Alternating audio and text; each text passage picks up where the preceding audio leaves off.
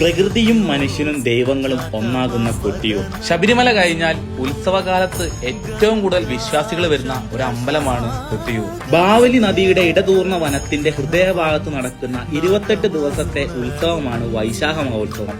ഈ വർഷത്തെ വൈശാഖ മഹോത്സവത്തിലെ പ്രധാന ചടങ്ങുകൾ എന്തെല്ലാം നോക്കാം. ജൂൺ 2 നീരെഴുന്നള്ളത്ത്, ജൂൺ 8 നെയ്യാട്ടം, ജൂൺ 9 ഭണ്ഡാരം എഴുന്നള്ളത്ത്, ജൂൺ 15 തിരുവോണ ആരാധന, ജൂൺ 17 ഇളനീർ വെപ്പ്, ജൂൺ 18 ഇളനീരാട്ടം അഷ്ടമി ആരാധന, ജൂൺ 20 രേവതി ആരാധന, ജൂൺ 24 രോഹിണി ആരാധന, June 26 Thiruvonam ചതുശതം, June 27 Punartham ചതുശതം, June 28 ആയില്യം ചതുശതം, ജൂൺ 30 മകം കലംവരവ് കലശം പൂജ, ജൂലൈ 3 അത്തം ചതുശതം വാളാട്ടം കലശം പൂജ, ജൂലൈ 4 തൃക്കലശാട്ട് എന്നിങ്ങനെയൊക്കെയാണ്.